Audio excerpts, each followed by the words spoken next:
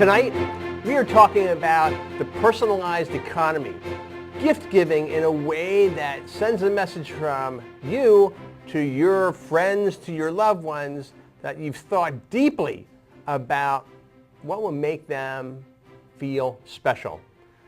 So I'm really happy to be joined tonight by Tangee Summerhill-Bishop, the owner of Happy Baskets. Welcome, Tangee. Thank you. Okay, so tell us a little bit about what Happy Baskets is. Happy Baskets is a company that creates smiles. We've been creating smiles since 2000. We create unique gifts for individuals, and really that's what it's about, is making people happy. When receiving a gift, most people are happy, but there's a little something extra because we have talked with the clients and found out a little bit about the person that's receiving the basket, and so we're able to personalize it, whether they like a red wine or white wine or champagne or whatever it may be. And so we're able to customize a basket that's just for that individual. Okay, so we're talking baskets. Right. Is that all you do, baskets, or you do extra? Do other things. And baskets, people think like the wicker baskets. Right. Well, baskets come in all forms, whether that's a tray, a wooden box. It can come, we also do flowers. If people want to send a flower or two, we can do that as well. Really, we just do a variety of things. I have a basket that also has like a stuffed animal. It's a duck, that I do a basket out of that. So for like an Oregon fan? Right, exactly. Okay, yeah. Okay. Right. Yeah. So how did this get started? I mean, you're not the original owner. No. Yeah. It was started over 20 years ago with a lady by the name of Robin, who she wanted to do something extra. She'd owned other businesses in the past, and she loved creating and making baskets for families. And so she just put it out there, and it took one order, and she was hooked. So why did you jump in and take it? What motivated you? What motivated me? Well, I was a client, and I tell that story a lot to other clients that I have that have used her previously, and I was just like you. I would call her up and say, I need baskets for this occasion or that occasion. And for me, it was one of those, I was at that point in my career, I wanted something new, something different. And I had been in marketing over 20 years. I love marketing, and was just looking for that next challenge. And so in talking with Robin, it was a match that was just made in heaven, really. She was looking to retire and sell the business, and I was looking to start something new and branch off, and it really was an amazing transition. Okay, so gift baskets, right? So if I were to call you and say, hey, my sister just had a baby in Tennessee. Talk to me, how would you determine what should go in that basket? All right, well, what we would do is talk about, did she have a boy or girl? Did she have one triplets, or how many babies are we talking about? We need 3 baskets then, right? Exactly, or one really big basket. So just kind of find out about them. Are there other siblings? Because when people receive a baby gift, there's other children involved as well. And so we ask, is there an older, younger sibling? Because the younger siblings don't always understand why the baby's getting all the attention. So if that's the case, what we do is we do add a little toy or something special for the brother or sister. So that way, when the gift comes, it's not just all about the baby, but it's about the brother and sister as well. So that's something that we try to incorporate as well. Also, remembering the mom. Again, you've just given birth, it's a little baby, it's great, it's a wonderful time, but you are tired. You are hungry. You want your body back. You want something. And so we try to include something for the mom as well. Again, and we get that information by talking to the person. Like if you were to call, we would ask you some things about the mom and what she likes and doesn't like. And so that way we can include that in the basket as well. So you've thought this through. I mean, if I called saying I wanted a basket for my sister who just had a baby, you've already thought about what are the other members of the family, the other kids, what do they need? Right. We try to be inclusive. So where did you get that empathy? Where did you get that awareness of working with the customer and thinking larger than just the sale to the customer, but their whole environment, their family? I would say it's one of those things that's just kind of in me. I've always been that way. I've always been caring. In my former life as a boss, I have a lot of empathy for other people, and want to make other people happy. And how can I do that? So it's one of those things that I've been that way throughout my entire life, and I have a caring spirit, and so this is just one way that I can carry that out, and I can touch a lot more lives. Okay. So you're an international businesswoman because Happy Basket not only serves the United States, Canada? Yes, we will ship wherever UPS delivers. So we have clients that up in Canada. UPS delivers worldwide. I know. So we can, you give us an address, we will get the basket there. What's the most exotic place you've ever had to deliver to?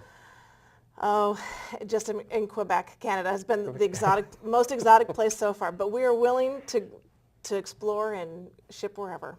Absolutely. International Space Station, maybe? No. You know what? Why not? That would be great. Okay, so what's the most popular requested type basket for what occasion? Typically, it's a closing basket when people are either closing on a loan or a house, sell it for a house. That's the typical basket that we get a request for, and it usually is filled with wine. So I have a nice, so I do have my liquor license, so I can sell beer and wine as well. So, but yeah, I would say a wine basket is probably my most requested basket. For a home closing. For a home, somebody yep. is moving into a new home. What a celebration. Yes. Now, you mentioned wine.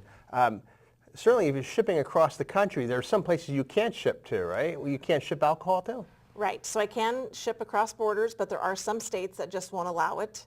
And so when people do call in and they're like, I want to ship something to Nebraska, for example, it would be, okay, can we, and they want to ship alcohol, it'd be, can we ship something else instead? Can we ship some sparkling cider or something else in its place? Because there are some states that we cannot ship to. So you're all aware of all those rules, the 50 states, and knowing so that the customer doesn't get in trouble for getting wine delivered to the house.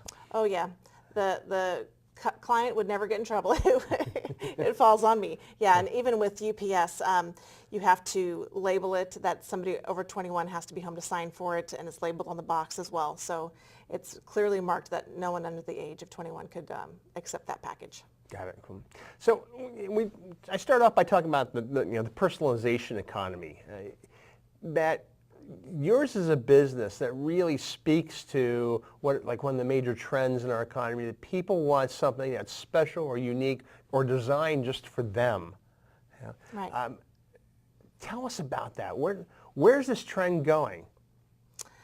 Well, we're in a me society. We want something, people want things quick and easy, but they don't want mass produced. A lot of my clients will say, I want stuff local.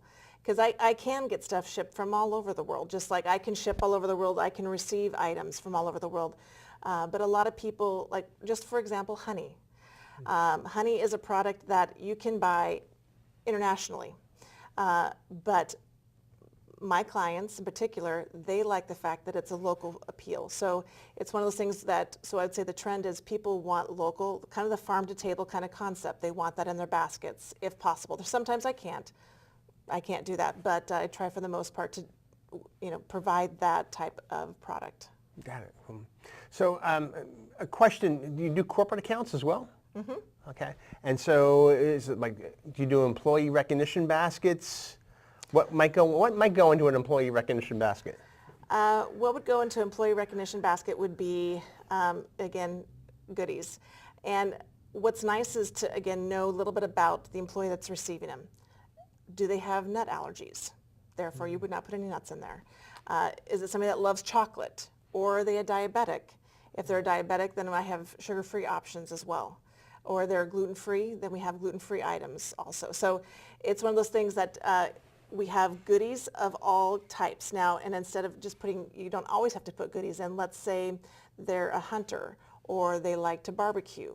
Well, then we have items that can go into a basket for an appreciation at a variety of price points that would deal with barbecuing. So you have two daughters. Yes. 12 and 8. What, I'm sure you're doing baskets for tweens and preteens and stuff like that. If you were to design a basket for your daughter, what should go in there? Oh, let's see here. For my youngest, it would have to be unicorn related. She loves unicorns. So it would be a basket that is filled with anything unicorn related, whether that's bubble gum or candy, T-shirts. She would love pajamas with unicorns on them. So that would be something that my 8-year-old would absolutely love. Okay, we'll have to remember that. When's her birthday? In December. December, oh, okay. So if people want to find out more, where can they go to learn more about Happy Baskets? Well, we do have a website. It's www.happybaskets.com. It's currently somewhat under construction, but there are some items already on there, and soon it will be up to date and have everything on there that we can offer. So I can order online? Yes, it's through Shopify is the route that we use. And yes, even today at this precise moment, you can go on there, order a Get Well basket or a wine basket or a sports-related basket, and we can get it delivered and shipped out as soon as possible. Wonderful. So what's your plans for the future? I mean, this sounds like an idea that can be franchised. Are you thinking about that? You know, it's funny that you said that. Yes, that is something that even the previous owner had kind of been approached about, and the idea of franchising. And that is something that I do have in my long-term plans, is to, right now, after owning it for a year, I've learned a lot. I have fallen in pit holes and stumbled over things, but it's all constant learning. And my intention is to learn and make it a seamless process so that someone in another state could take the concept and run with it and be successful.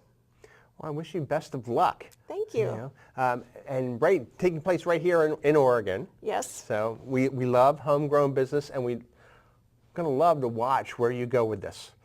And, Thank you. And maybe you'll have 50 billion served just like McDonald's as well. So. That would be amazing. That would be amazing. All right. Well, I want to thank Tangee for joining us tonight. Once again, Happy Baskets, the personalization economy, the idea of giving a gift that really impacts your loved one, your friends. So once again, Michael Brand with the Oregon City Chamber of Commerce. Thank you for joining us. Let's get to work.